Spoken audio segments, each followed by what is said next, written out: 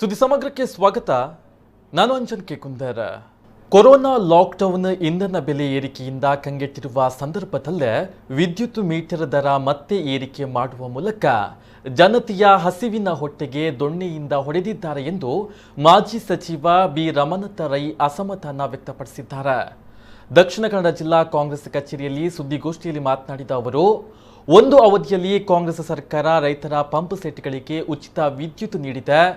Corona ಸಂಕಷ್ಟದ ಹಿನ್ನೆಲೆಯಲ್ಲಿ ಕೆಲವು ರಾಜ್ಯಗಳಲ್ಲಿ ಲಾಕ್ಡೌನ್ ಅವಧಿಯ ವಿದ್ಯುತ್ ಬಿಲ್ಲನ್ನು ಮನ್ನಾ ಮಾಡಲಾಗಿದೆ. ಆದರೆ ನಮ್ಮ ರಾಜ್ಯದಲ್ಲಿ 1 ವರ್ಷದ ಅವಧಿಯಲ್ಲಿ 2 ಬಾರಿ ವಿದ್ಯುತ್ ದರವನ್ನು ಏರಿಕೆ ಮಾಡಲಾಗಿದೆ ಎಂದು ಆಕ್ಷೇಪಿಸಿದರು. ಕಾಂಗ್ರೆಸ್ ಆಡಳಿತದಲ್ಲಿ ವಿದ್ಯುತ್ ಕಂಪನಿಗಳು ಉತ್ತಮವಾಗಿ ಕಾರ್ಯವನ್ನು ನಿರ್ವಹಿಸಿದ್ವು. ಅವುಗಳಿಂದ ವಿದ್ಯುತ್ ಖರೀದಿ ಮಾಡ್ತಾರೆ. ಇದಕ್ಕೆ ಕೇಂದ್ರದ ನೆರವು ಕೂಡ ಬರ್ತಾ ಇದೆ. ಆದರೆ ಸದ್ಯ ಕಂಪನಿಗಳು ನಷ್ಟದಲ್ಲಿ ಇದ್ರೆ ಅದಕ್ಕೆ ಆ ಕಂಪನಿಗಳ ಅದಕ್ಷತೆ ಹಾಗೂ ಭ್ರಷ್ಟಾಚಾರವೇ ಕಾರಣ ಎಂದು ಅವರು ದೂರಿದ್ರು. ಮಾಜಿ ಶಾಸಕ ಜೆಆರ್ ಲೋಬೋ ಮಾತನಾಡಿ, ಬೆಸ್ಕಾಂ ಹೊರತುಪಡಿಸಿ ಉಳಿದ ರಾಜ್ಯದ ವಿದ್ಯುತ್ ಸರಬರಾಜು ಕಂಪನಿಗಳು ನಷ್ಟದಲ್ಲಿ ಇರಲು ಅವುಗಳ ಅದಕ್ಷತೆಯೇ ಕಾರಣ. ಮೆಸ್ಕಾಂ ವ್ಯಾಪ್ತಿಯ ದಕ್ಷಿಣ ಕನ್ನಡ ಹಾಗೂ ಉಡುಪಿಯಲ್ಲಿ ಗ್ರಾಹಕರಿಂದ ಸಮರ್ಪಕವಾಗಿ ವಿದ್ಯುತ್ ದರ ಪಾವತಿಯಾಗ್ತಾ ಇದೆ. ಹಾಗಿದ್ರೂ ನಷ್ಟದ ನೆಪವೊಡ್ಡಿ ದರ ಏರಿಕೆಯ ಮೂಲಕ ಹೊರೆ ಹೇರುವುದಕ್ಕೆ ಅರ್ಥವಿಲ್ಲ. ಇದಲ್ಲದೆ ಸೌರ ವಿದ್ಯುತ್ ಮೇಲಿನ ನೀತಿಯನ್ನು ಕೂಡ ಬದಲಾಯಿಸುವ ಮೂಲಕ ಲಕ್ಷಾಂತರ ರೂಪಾಯಿ ಖರ್ಚು ಮಾಡಿ ಸೌರ ಶಕ್ತಿಯನ್ನು ಅಳವಡಿಸಿಕೊಂಡವರಿಗೆ ಅನ್ಯಾಯ ಮಾಡಲಾಗಿದೆ ಎಂದು ಆರೋಪಿಸಿದರು. ಕೊರೋನಾ ಕಾಲದಲ್ಲಿ ಇಂಧನದ ಬೆಲೆ ದಿನನಿತ್ಯ ಜಾಸ್ತಿ ಮಾಡ್ತಾ ಹೋದರು. ಅನೇಕ ಸಲ 18-19 ಬಾರಿ ಇಂಧನದ ಬೆಲೆ ಜಾಸ್ತಿ ಮಾಡ್ತಾ ಹೋದರು. ಅದಕ್ಕೆ ಸರಿಯಾದ ಕಾರಣ ಇಲ್ಲ. ಕಾರಣ ಹೇಳ್ತಾರೆ, ಅದು ಖಂಡಿತವಾಗಿ ಜನರಿಗೆ ತಪ್ಪು ಮಾಹಿತಿಯನ್ನು ಕೊಡ್ತಕ್ಕ ಕಾರಣವನ್ನಷ್ಟೇ ಹೇಳ್ತಾರೆ ಹೊರತು ಬೇರೆ ಯಾವುದೇ ಹೆಚ್ಚಿಗೆ ಮಾಡಲಿಕ್ಕೆ ಕಾರಣ ಇಲ್ಲ. ಖಂಡಿತವಾಗಿ ಹೆಚ್ಚಿಗೆ ಮಾಡಲಿಕ್ಕೆ ಕಾರಣ ಇಲ್ಲ. ಯಾಕೆಂದರೆ ಯಾವುದೇ ಕಾರಣ ಹೇಳುವುದಾದ್ರೂ ಕೂಡ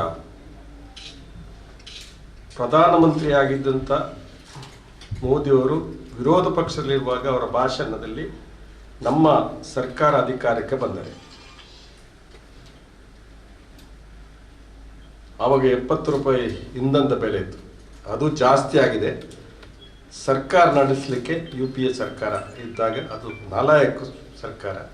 ನಾವು ಅಧಿಕಾರ ಬಂದ ತಕ್ಷಣ ಇಂಧನದ ಬೆಲೆ ಕಡಿಮೆ ಮಾಡ್ತೇವೆ. ಇದು ಯಾರ ಸ್ಟೇಟ್ಮೆಂಟು? ಮೋದಿಯವರ ಸ್ಟೇಟ್ಮೆಂಟ್. ಅವರ ಸಾಮಾಜಿಕ ಜಾಲತಾಣದಲ್ಲಿ ಇವತ್ತು ನೀವು ನೋಡ್ಬೋದು.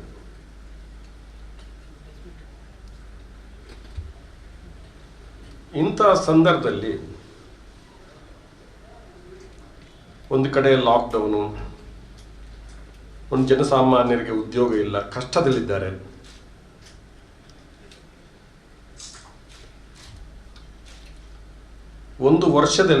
ಕಳೆದ ಒಂದು ವರ್ಷದಲ್ಲಿ ಲೀಟರ್ಗೆ 30 ರೂಪಾಯಿ ಜಾಸ್ತಿ ಆಗಿದೆ.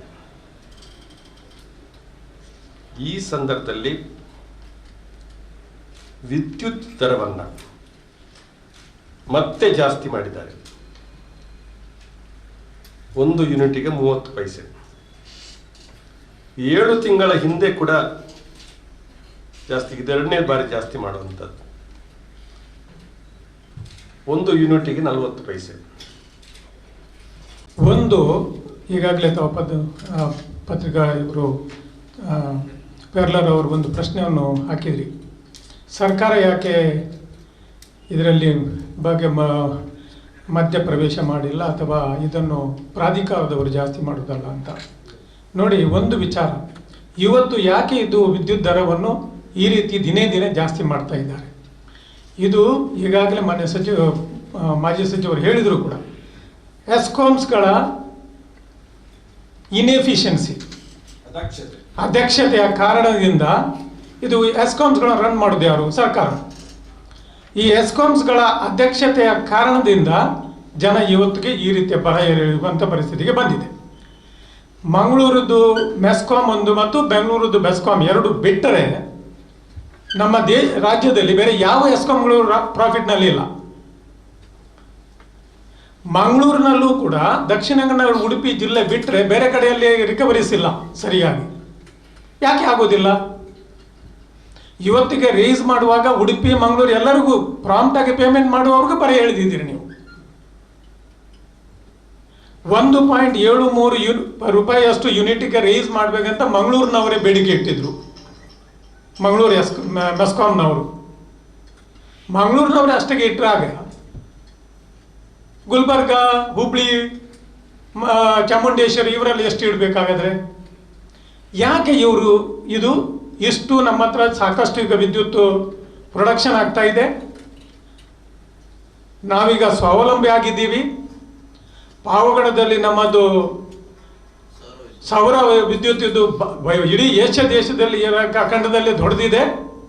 ಇಷ್ಟು ಇದ್ದು ಕೂಡ ಇವತ್ತಿಗೆ ಈ ವಿದ್ಯುತ್ತಿನ ಪರಿಸ್ಥಿತಿ ಯಾತಕ್ಕೆ?